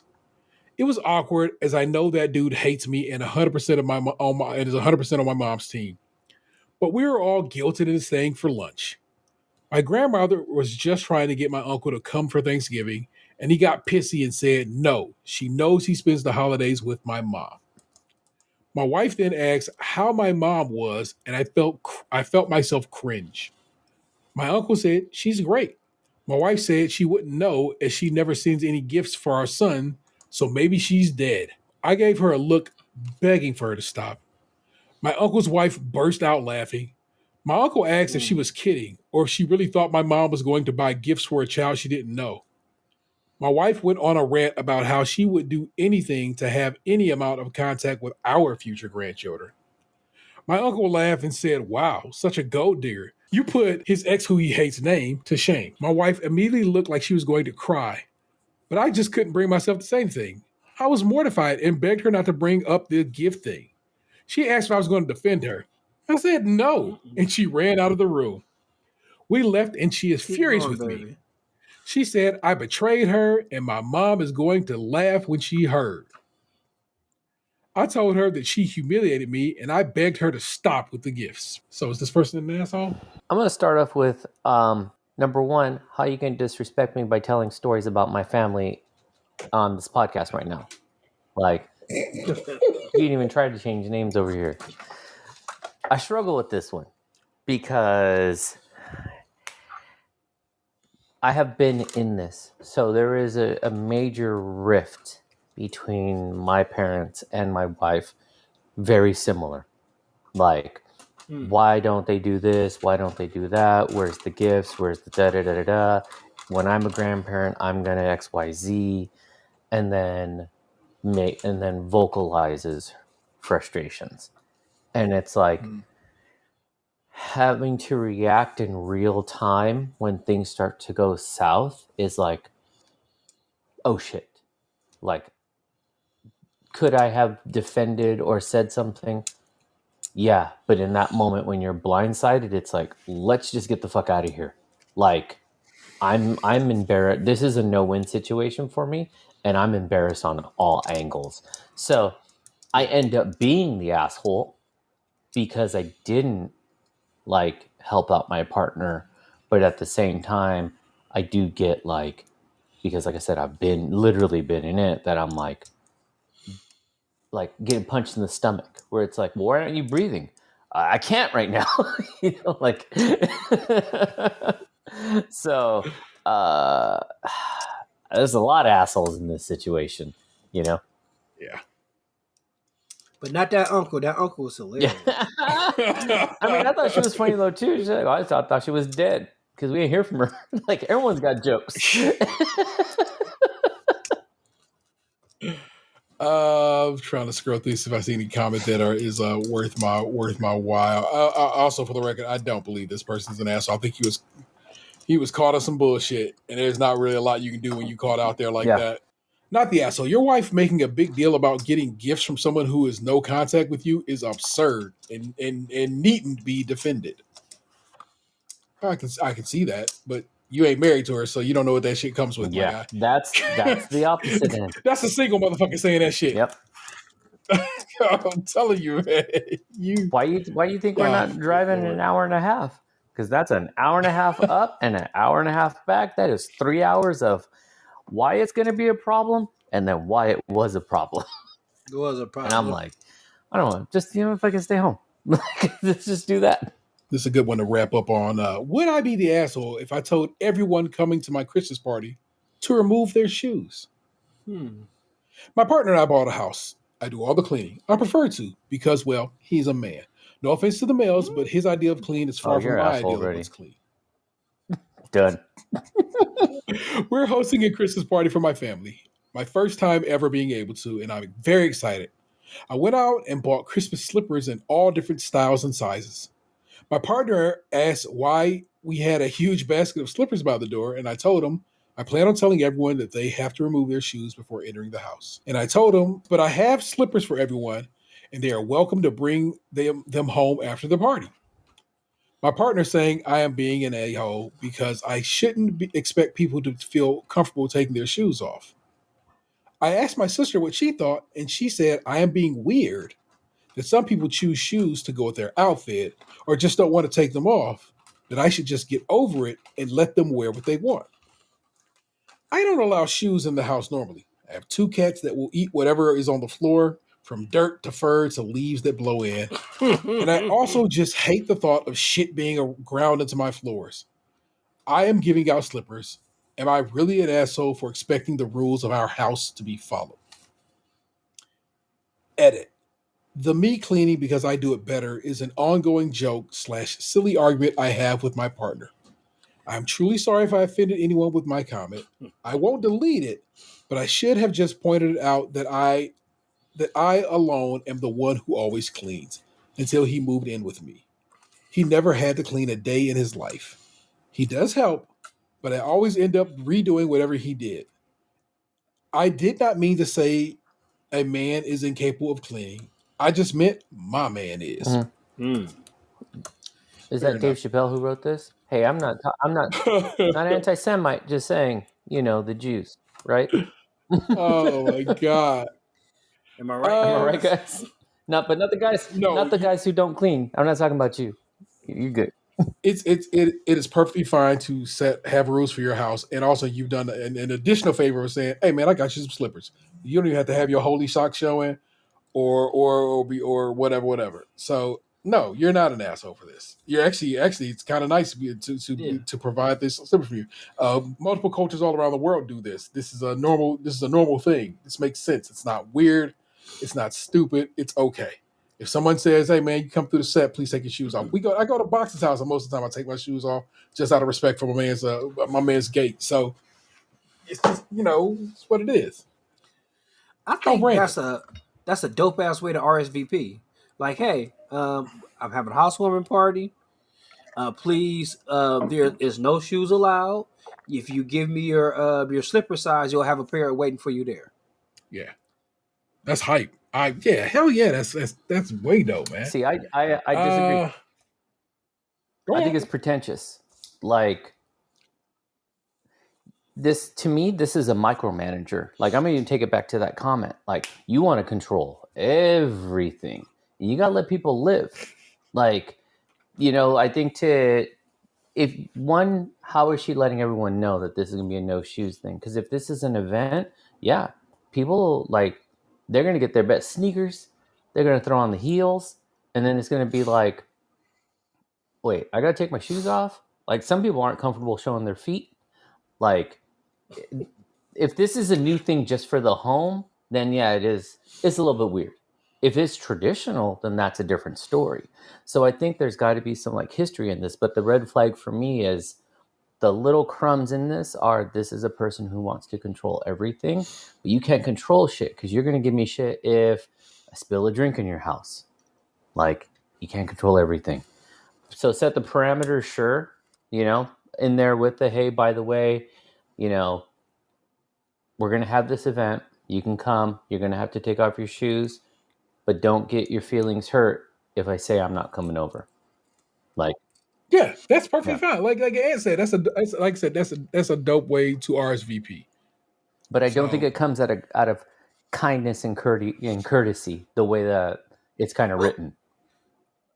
I don't think nobody's saying that. Like, I kind of feel like when she's already upfront saying like, "Hey, this is just like if you like if y'all having a color party, like where everybody brings a blue, like your color is blue. Everything you bring will be blue. Everything T brings will be red.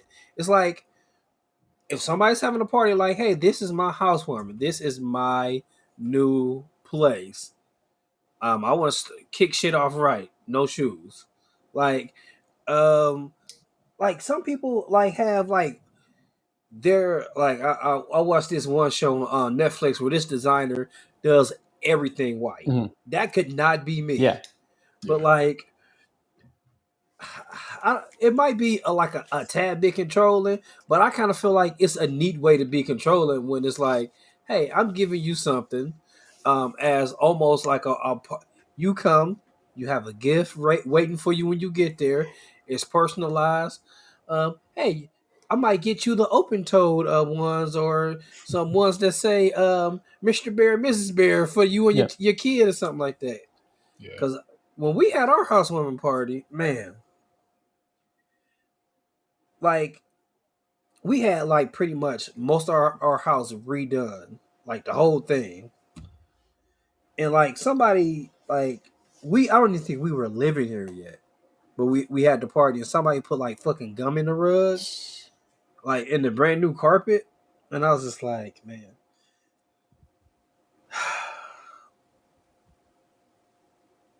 Yeah, it was intense. But wow. There you go. Here's a comment. I'm American and I always ask if they want me to take my shoes off at the door. Always. I can't fathom being offended because someone asked me to. Shoes are gross and track dirt. I don't want them worn all around my house either. A host having a basket of slippers would be an awesome surprise since most don't bother with that. OP is a lovely hostess and her husband needs to remove his head from his butt. As for being a controlling son of a so-and-so, my partner cannot load the dishwasher for shit. When she does load the dishwasher, if she runs it before I have had a chance to fix it, then I have to go back and rewash those dishes because the dishwasher has been not loaded correctly. It makes me insane. So at this point, now I just stop it. I cut it off at the pass. I'm like, baby, I got that. Please don't do it. I don't like the way you load the dishwasher. I just have a specific way it's done, and I have expectations. Please just let me load the dishwasher. And for the most part, that's cool.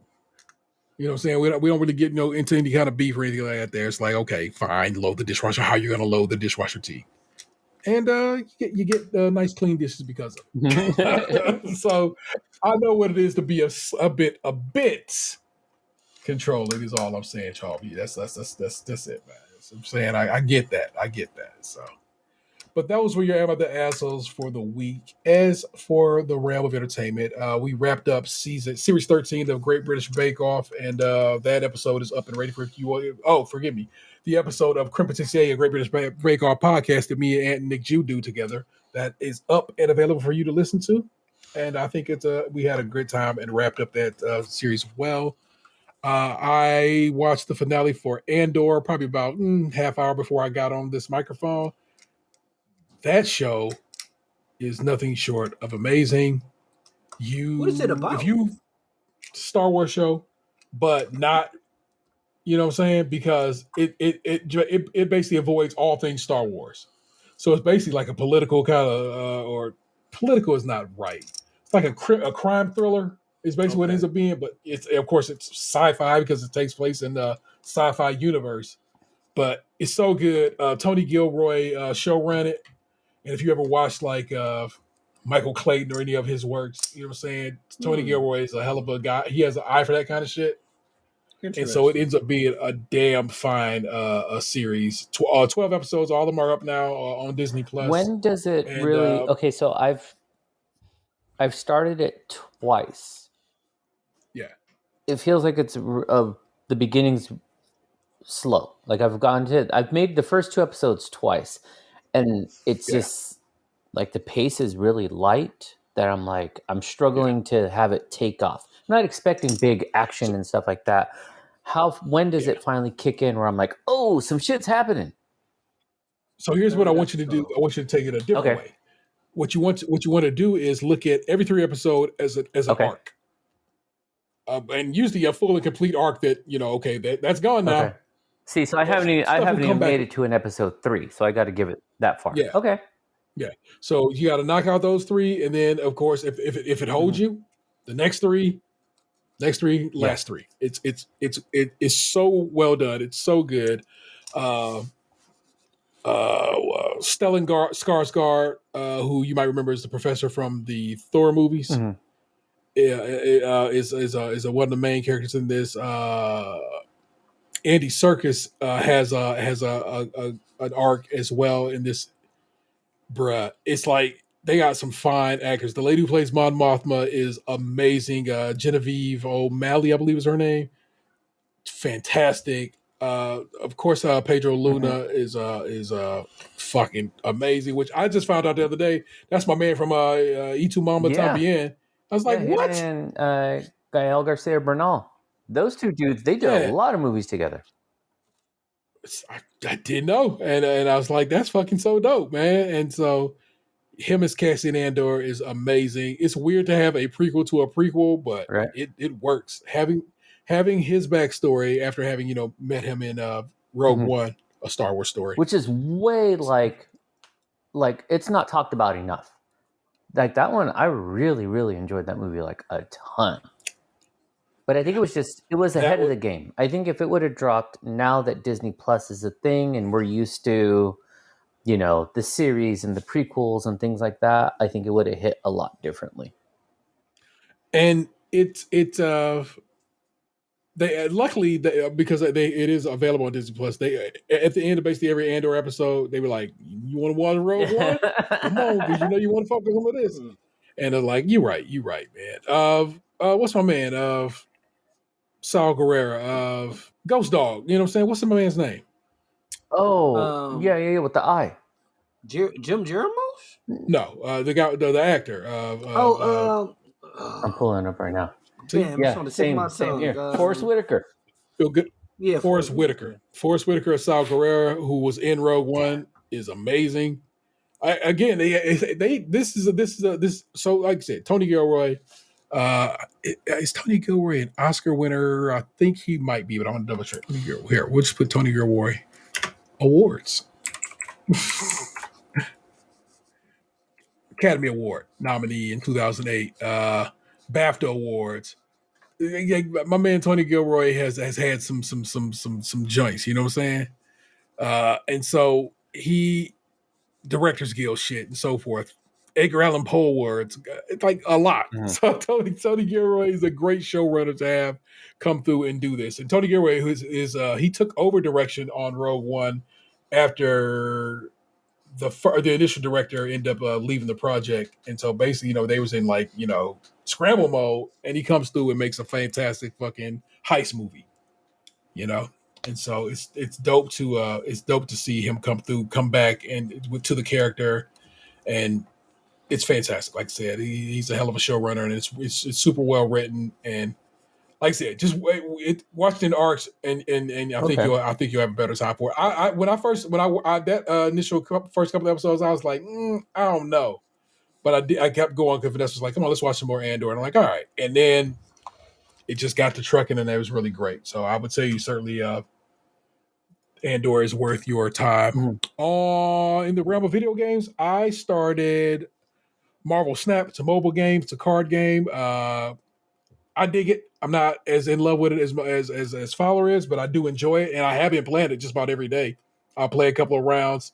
It's just a neat card game. You get, imagine if you will, comics cards, Marvel Comics cards, used as a means of playing a game, and it works pretty well. And I think it's a Pokemon-like aspect. I like catching them all, collecting all the cards. It's just kind of neat in that regard because I like the art and so forth. I downloaded it and played it too for a couple days, and then I did delete it, not because I thought it was a bad game. It's just I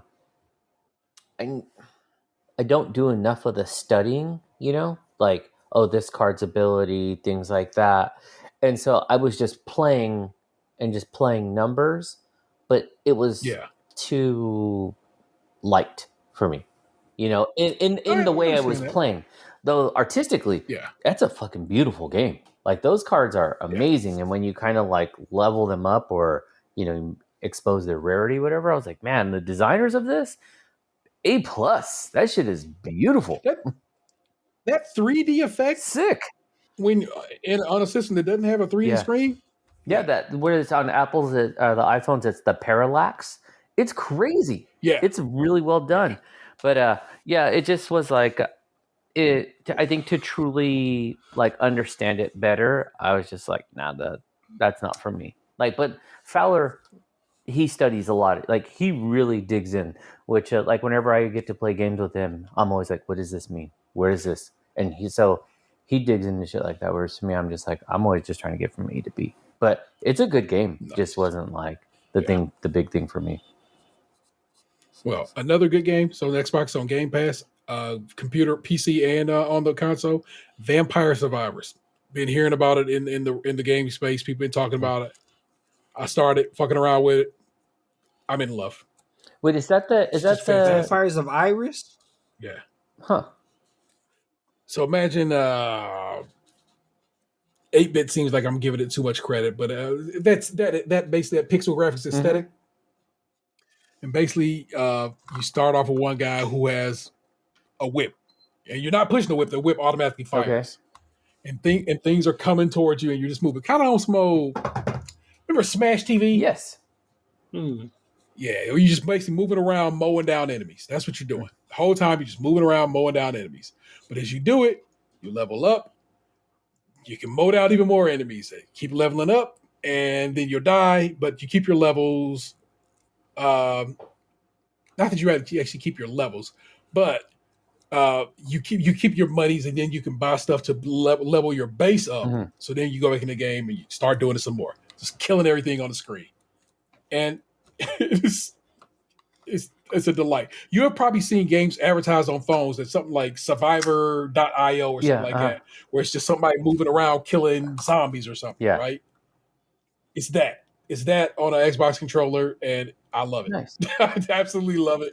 Like I said, it's on PC. I believe it's on Switch. But like I said, the reason I would tell you to get on Game Pass is because it comes with your subscription. Xbox, Android. So, there you go. You can play it on your phone, Linux, Mac. So there you go. So that's no, this one's like people are really hyped up on this game. Yeah. And like I said, I had heard about it a couple of times, and they said, "Oh, it's coming on Xbox." They talk about it on How Did This Get Played, or Get Played podcast, whatever they call it now, because I think they changed their name. And they have been talking about it, how they play it on their Steam decks. They're like, I just go to bed and I'm playing Vampire Survivors. I'm like, what the hell is this game? And now that I'm playing it, once I saw it, I was like, oh yeah. No, this game's got a lot of buzz. But yeah, it's one of those where it's just like, it's easy to access. But you can like drop a lot of time in it and be like, oh fuck, I've been playing for like 2 hours. I should go to bed. Yeah. Oh look, I can literally. It's like it's so small a game. I can literally just clicked on it in a browser on my computer. You're like in. So like I said, it's like I'm not gonna start playing that right now when I talk to y'all. But still, and that's the end of the podcast, guys. But that is it for me for as far as entertainment goes this week. What about y'all? On my end, I just finished up 2 seasons, so got up to speed with like Fear the Walking Dead. Okay. Just one that's like it's on there. I'm kind of committed to it, and I don't think it's a bad show. But I got to say, this last season after it had its big event, I was like, "Oh, you guys are struggling now." But I think it was just to hit the reset button in a sense. Um, and then but that's where I was like trying to. Now that I finished those 2 seasons, I'm like, I need another show, and I'm glad you kind of put Andor in that context for me because now I'm like, okay, then let me watch the third one now and really sink it in, and then just trying to fit in like some game time too. Though I have God of War, I haven't put a lot of time into it, but I've been having a great time. It plays really well. It's a lot of fun. I am distracted though. Like, did you guys play what was the fucking Greek mythology game? Immortals Phoenix Rising. Yes, I did because when it showed up on Game Pass, I played a chunk of it, but I got sick of it. It was fun. I had a good time with it, but the jokiness can really throw it. And in this case, you have Mimir, the head from the previous game that's attached to your hip now. That dude don't shut the fuck Yeah. up. And it's like you need to stop talking, and it's now becoming a distraction. He's the jokey sidekick now, where it's like God of War is not a fucking straight man funny guy game. Like, what are we doing? So Yeah. it's kind of wrecking the tone because like God of War is aggressive. It's like it's got some seriousness and some weight to it. And now that he's over here trying to figure shit out with his son, like it's a different story. And this guy's just fucking trying to yuck it up in the corner the whole time. Where it's like, are you drunk? Like, shut up, man. So that has been like I've been playing that in small bites, and then actually really been enjoying the Modern Warfare 2. Like I did the campaign, and that was fun. And then, but I've really been playing like a ton of the multiplayer because my game time's been really short lately too. So it's like I can do like 2 multiplayer rounds. I'm in, I'm out, and then I go back to doing whatever I needed to do. Yeah. But what's been really eating my time, and I'm like, what, fucking like 5 years late on this game? It's probably not that long, but maybe it is. I bought like that whole deluxe version of Mario versus Rabbids that came with like the Donkey Kong expansion and stuff like that. And it's just been sitting there loaded up on my Switch, never played it.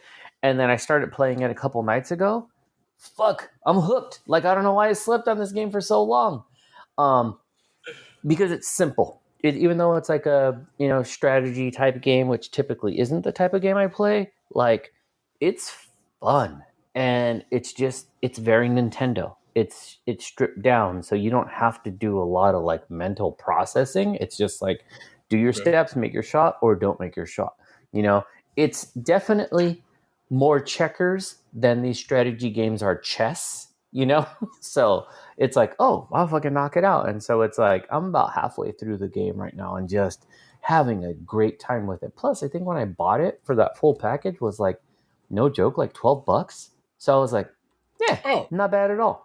So, like I said, I'm super late to the game. I already know there's a Mario Rabbids 2 out. But yeah, I've been fucking with the first one and having a great time. Because again, it's like I sit on the sofa, knock out a few things. It doesn't take a lot of brain power. And it's Nintendo. It's not dialogue heavy. It's like, attack the guy. Okay. There you go. So, that's what it's been on my end.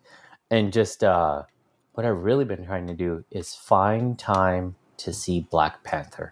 And I haven't done it yet. So hopefully by the end of this week, I will have gone to the theater to go see it. Because I'm out here avoiding these spoilers. Like, I'm like, Ducking man, spoilers. it is getting difficult, I have no idea why I didn't put that on my list of things. Also, our buddy Delvin came through it with the Peacock password, so I got to watch Nope. I very much enjoyed Nope. It's not the greatest of cinema movies, but I had a I really like what they were doing. Also, but I also did go and see Black Panther, and I cried multiple times. I absolutely love that movie, And it's a good way to wrap up Phase 4 of the MCU, in my opinion. So I'll leave it at that. Annie?